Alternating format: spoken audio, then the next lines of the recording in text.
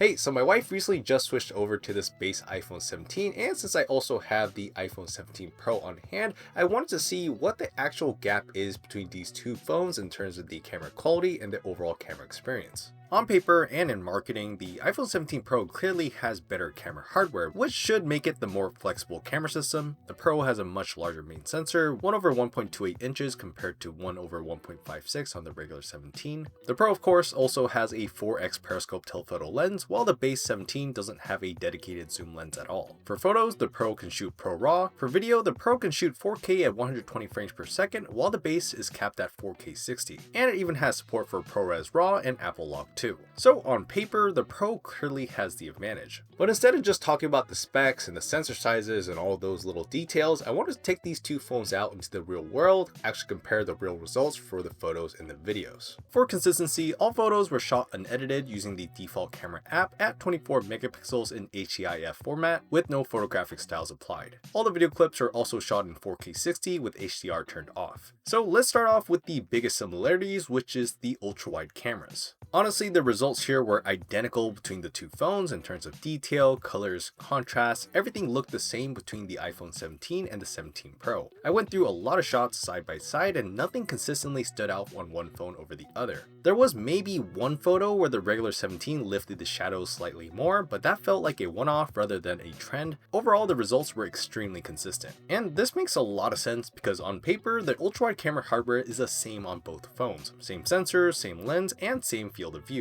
Apple really isn't doing any segmentation here. The ultra-wide lens is one of those things you don't use that often, but when you do, it becomes really handy for group photos, for travel shots and landscapes and things like that. So it's a great thing that you do get the same exact experience, either you go for the base or the Pro, which is the best news for the base users. The same applies to ultra-wide video recording. Stabilization looks the same, post-processing looks the same, and the exposure adjustments behave the same when you move between bright and dark areas. Even when walking and panning, I couldn't really see a meaningful difference in how the footage looked or felt. So for ultra-wide photos and ultra-wide videos, there's basically no difference between the base iPhone 17 and the iPhone 17 Pro. And on that note, let's also talk about the selfies. Apple applied the new square-shaped selfie sensors across all their fall 2025 lineup, so both the iPhone 17 and the iPhone 17 Pro are using the exact same front camera hardware. In actual use, that really shows. Details, colors, skin tones, and depth, everything looked the same. I took a bunch of selfies in different lighting conditions, and I honestly couldn't tell which phone a selfie came from unless I checked the file info. If you like how selfies look on one, you're gonna like how they look on the other. The selfie video was also identical, stabilization looks the same, processing looks the same, and exposure changes behave the same when you turn your head or move between lighting environments. And this matters a lot since for a lot of users, the selfie camera is one of the most used cameras on the phone, and here there is genuinely zero reason to go Pro. So at this point, between the ultra-wide camera and the selfie camera, a pretty big chunk of the overall camera experience is completely shared between these two phones. Now let's go ahead and move over to the main cameras where things start to get a little more interesting.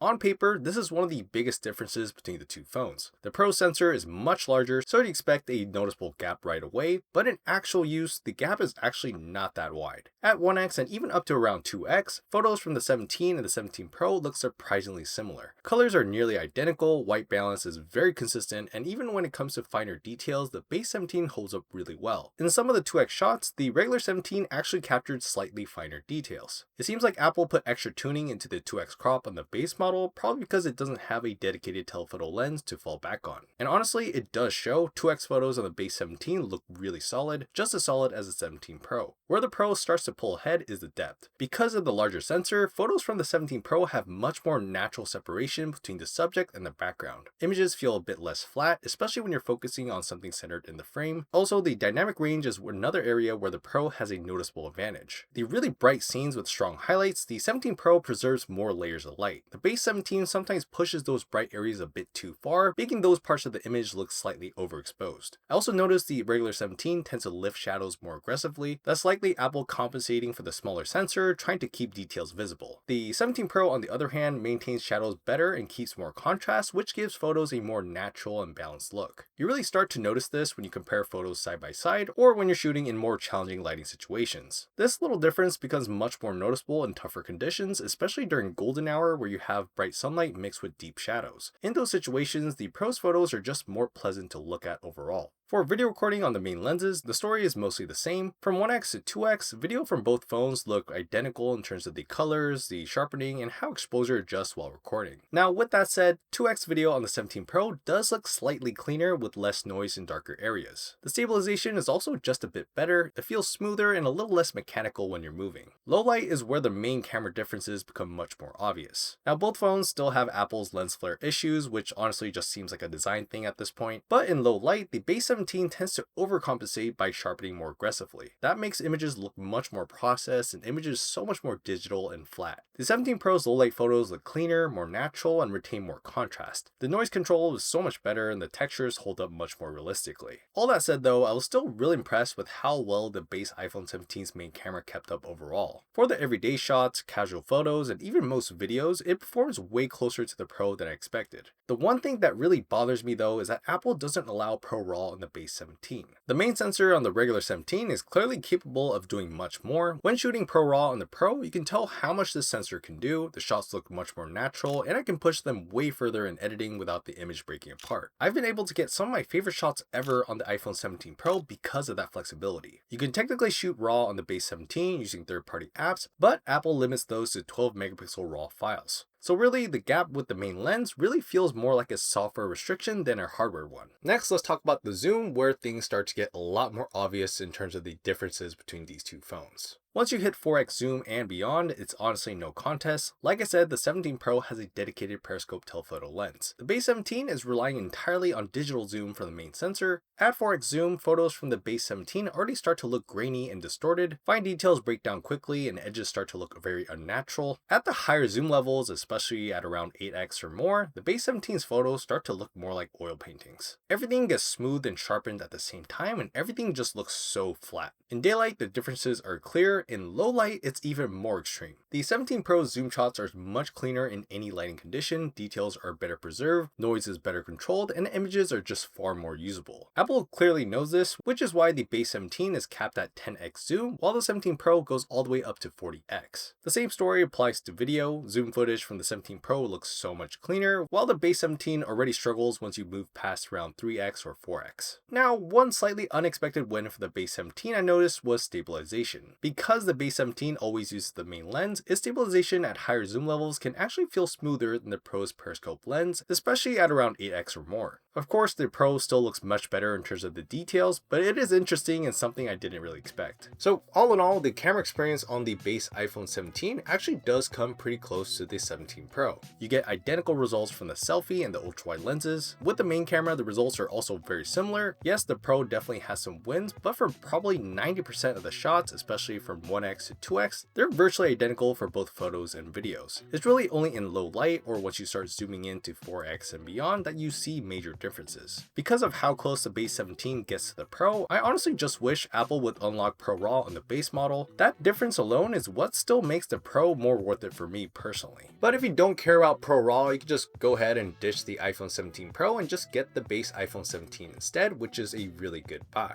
You're basically getting the same camera experience minus those specific advantages. But yeah, I'm curious what you guys think. If you had to choose between the iPhone 17 and the iPhone 17 Pro based on these camera results and your budget, which one would you go with? Let me know in the comments, and if you want more videos like this, make sure to subscribe to the channel. Thank you so much for watching, and I'll see you guys in the next one.